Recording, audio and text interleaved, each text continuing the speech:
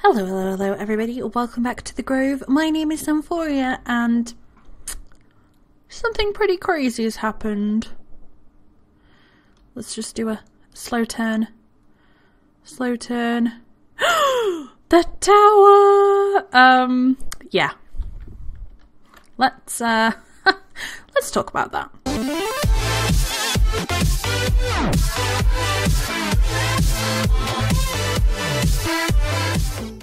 Yes, so as you can see, unfortunately, the tower is pretty much gone. Ever since I built it, I loved how it looked, but it was just too big. And I always thought that there was too many levels to it that I would never use. You know, like these different platforms, I thought I'm never going to use them. It was creating a lot of lag. And now we were building like a lot of shops down here. I wanted to obviously keep the lag from my tower to a minimum. So I just thought that it would be much better to either build a smaller tower or to tear it all down and build something else. So that's what I'm going to do. So I am really sad that it's gone because I really liked how it looked. But it was very, very fun using TNT to blow it up, I'm not going to lie. And we can build something better and something much more fitting, and it's going to look really awesome. And yeah, I'm really excited. So I'm hopefully going to get a few ideas soon of what we could possibly build there, but it's going to be definitely very witchy and it's still going to be really magical, but it's just going to have to be something else. So what are we doing today? Well, we're going to do a bit more Thaumcraft. And if you haven't realised what's in my hotbar, I am going to be building right now a little snow golem. Hello, snow golem! These pigs have got a friend, and the reason I am making a snow golem is so that I can do this. Oh, there we go, look! Research completed, Golemancy. So basically, to open up Golemancy in the Thaumcraft, you need to scan a golem, whether that be a snow golem or an iron golem. Obviously a snow golem is a lot cheaper than an iron golem, so that's why I went with that one. So that is what we're going to be doing today, and I'm so excited because for so long I thought that I just thought there was no golems, and there are, and they're really awesome. Let me just show you everything. Yeah, so apparently I was having a little look and watching other people's videos, and apparently these aren't growing because there's not much of it in this area. Now I think the amount of flux in the area has gone down, which is nice, but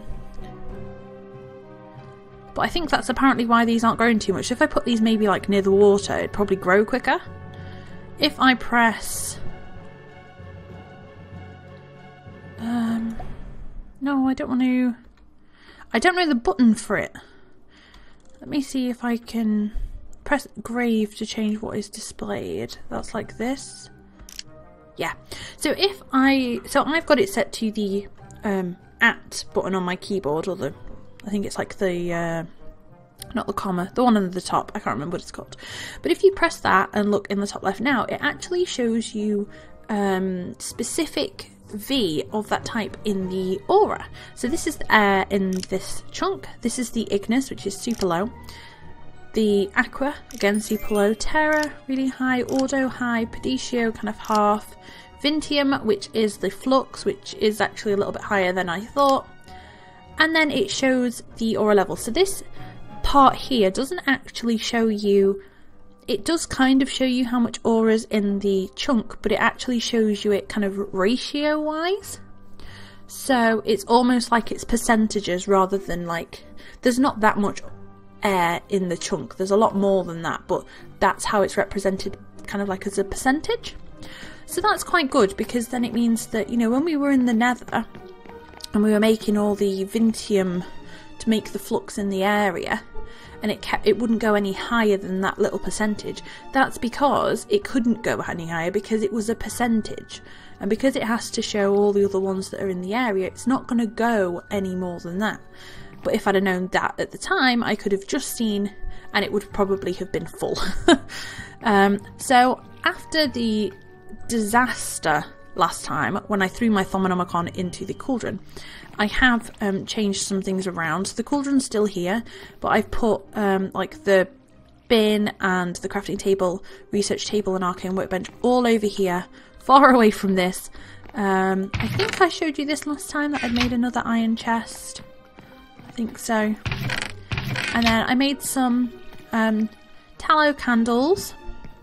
I think we did this last time as well, and popped them all around. So that's all good. So what we're going to do today, like I said, is look at some golems. Let's get our Thaumcraft out. So now we've got this new tab, Golemancy. And golems don't work the way that they did in TC4, but I think they were used to work like this in another version of Thaumcraft, but I've only ever played TC4. So we've got basic Golemancy. You have studied the basic primitive golems anyone can create and found them lacking. They have potential, but it is not possible to control them. You're sure you can do better. And that's obviously the golems that we found outside. So we've got Material Studies Wood. Material Studies Wood. Golemancy places great demands on your craftsmanship, as it often requires intricate components with very narrow margins for error. You'll need to increase your skill and knowledge of both mundane and arcane materials. Oh god.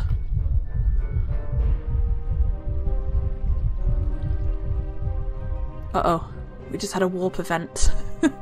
We are very, very fluxed. You need to increase your skill and knowledge of both mundane and arcane material. Your first target is wood. Wood is a very versatile substance, and despite its weakness, it is light and easy to work. You'll have found great wood to be a superior wood, particularly well suited to Golemancy. Okay, so we can use a couple of levels to get the research for Hungry Chest. Hungry Chest is able to pick up items by itself if they drop close enough to touch it.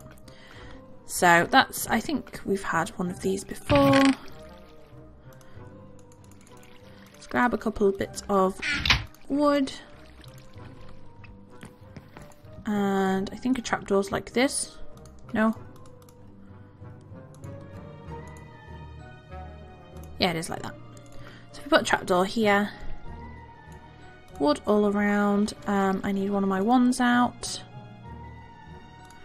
That one's full, that's fine. Hungry chest. So if I put this chest somewhere, for example outside or downstairs where the animals are, if I chuck something on it, it eats it. And it has a little animation, it has the cutest eating noise. And you can just get them out like a normal chest, it's really cute. Okay, so there's some more materials up here. That costs 2 levels. How many levels have we got? 7. Okay, but we want to go down here. So we need some paper and some scribing tools. I was doing a research the thermostatic harness so that we can try and get that, but right now we're going to leave that for a little bit. We can go for golems. It's very exciting. Okay. Oh my goodness, this is a small one. So, Spiritus.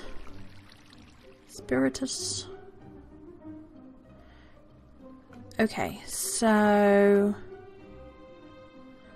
Order and Terror make something, don't they? Yes, okay. So that could go there. It's got Terror in it. Do we need to put Terror there? Yes. And then an Ordo there. That joins those. We could do air there.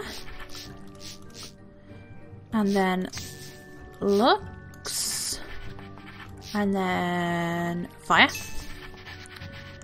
We could... This one has fire too. So we could do another Lux. And fire. This one is Motus, which I believe is... Is that air and Ordo? Yep. So we could do Motus and then air. Yay! And I don't have my little cheat sheet open showing me what makes up which. So that was quite that's hard. Clockwork mines. Iron golems, snow golems and similar creations that anyone can throw together all have the same thing in common. They're unpredictable and uncontrollable. The spirits that animate them are wild and follow their own will. This is a problem. If you're going to create intelligent magical servants, then you're going to have to give them a mind that is willing to take orders. The simplest solution is a clockwork construct quickened by thaumaturgy. It has its limitations but very little autonomy, but it's a start. Okay, so we've got a clockwork mind, which is 2 brass plates, a redstone comparator, a brass gear, and some glass. Of course, now that you have a mind, it's time to put it to use. You have designed a special press that will allow you to craft simple golems. This is so cool. It includes an anvil and a forge to make assembling the parts easier. To assemble the golem, you simply access the golem press, select the components you wish to craft the golem from. For now, your selection is fairly limited, but you're sure that you will develop more. So as we unlock stuff, we'll get more components to make our golems out of, which is very exciting. Each golem is made up from up to 5 components: base material, a type of head, arms, legs, and an optional add-on module. Simply select which of these you want to craft. You want to use. A list of crafting components will be displayed on the right. You need to have the listed components in your inventory before you can start the crafting process. Listed in the middle of the interface, you'll see the traits, hearts, armour and damage the golem will possess. Lastly, you'll need to supply machina essential to the press. Several ports are provided below for the main press mechanism for this purpose. Okay. You can now place the golem wherever you wish, but it will not do much unless you place down a golem control seal. To learn more about them, see the research category that you'll have locked. When they have no task to perform, golems will return to the spot where you originally placed them. You can pick them up by clicking on them with a wand. It's also possible to assign a colour to a golem by clicking on it with a die. This is useful for limiting it to specific seals. Picking up the golem will clear the colour assigned to it. Okay, so in this version of Golemancy, there are seals that you have to put down. Rather than putting a seal, you used to make the animation cores and you used to put them on the golem. Instead of doing that, you now put a seal down, and that tells the golem what it's got to do, and you set the area in which it's got to do it. So for example, a collect seal, so I could put that outside, you know, underneath the trees, and it'll collect saplings when I drop them down, and I just set the area that I want it to do it, put that onto a chest, and boom. What also happens is that you can't see these unless you're holding the Golemancer's bell. Which is really cool. And for them to work, they'll have specific things that they need the golem to have to be able, like for that golem to be able to work with it. So this is just me making it up because I'm not too sure. But for example, a control seal might need your golem to be, I don't know, lightweight and have some dexterity, for example. And when you're building the golem, different parts that you want to put into the golem, different body parts, will have the ability to give it different traits. And then basically you make a golem that matches all the things that you need it to do, you know, that the seal has told you to do. It'll become more clear when we get round to it. Okay, so we've got Golem Mastery. Take a direct hand in things. Having golems mindlessly follow seals is not your only goal. You want them to mindlessly follow you as well. You can now right click on a golem with a Golemancer's spell to have it follow you. While following you, it will no longer obey seals, and combat golems will defend you in combat. Clicking on the golem again will return it to its normal functioning, and its home location will be set to its current location. Okay, cool.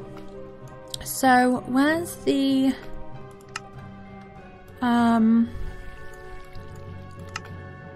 is it an artifice? These are things that we're going to make soon too, because they're very exciting. What's this that I opened? Oh yeah. Manipulation. So I'm looking for the Golemancer's bell. Okay, well, we'll read golem control seals. Golems cannot do anything they're not told to do. For this purpose, you've created control seals. You can place these circular clay seals against almost any surface you wish. Once you do, they'll become either ethereal and intangible, but you will...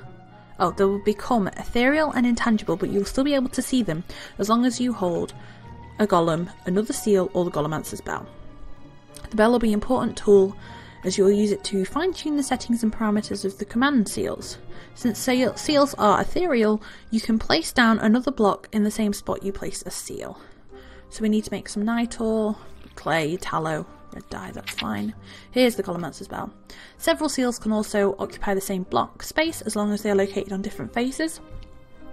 This should allow you to keep things quite compact. That would be really good if you were making a farm, because you'd need a few seals for like collect, harvest, replant, whatever.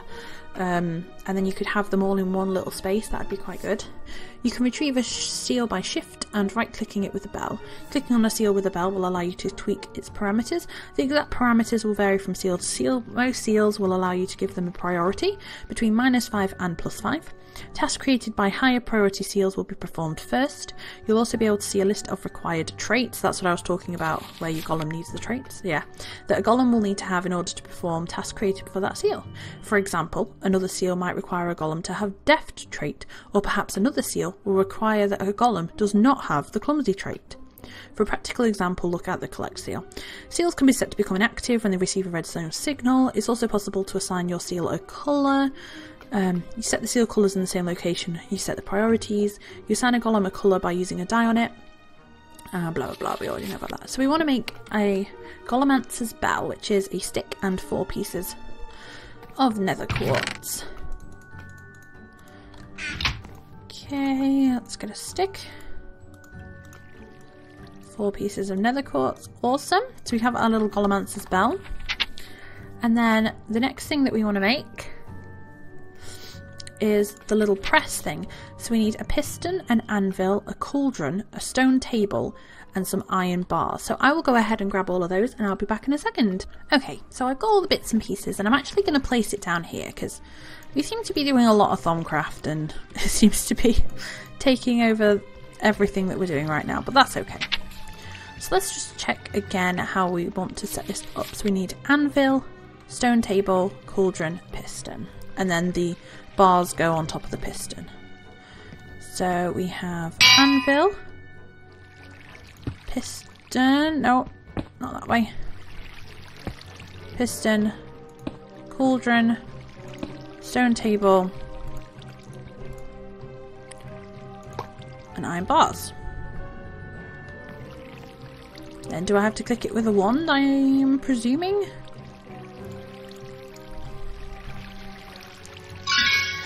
Yes, we do, look at that! That is so cute, and I didn't put any lava in there, and it's got lava in the cauldron, and this is the press. That looks so cool.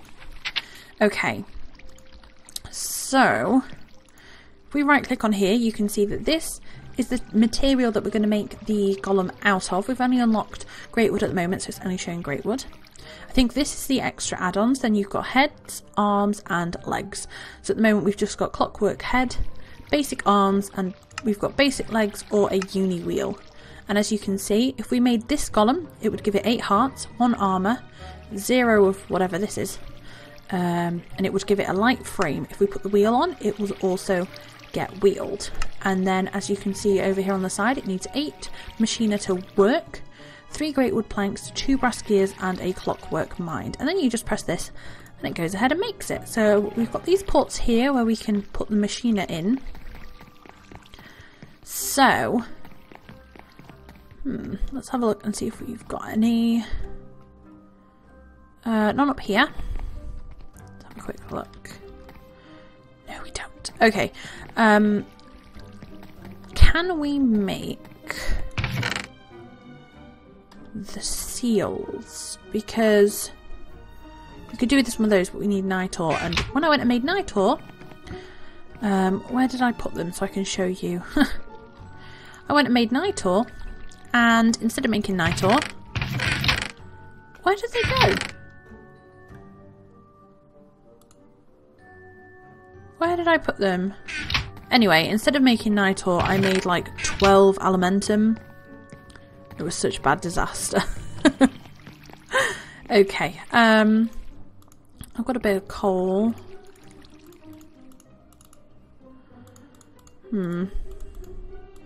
Oh, no. We could do this very quickly and see if we can make one. So I will go ahead and get everything together to make this seal, and then I will be back in a second. Okay, so we need 2 of these. Oh.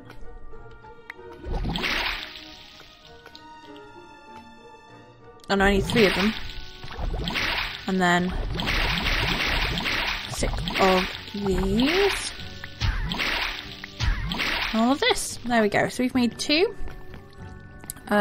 We actually need some tallow. So let's have a quick look at how we make this.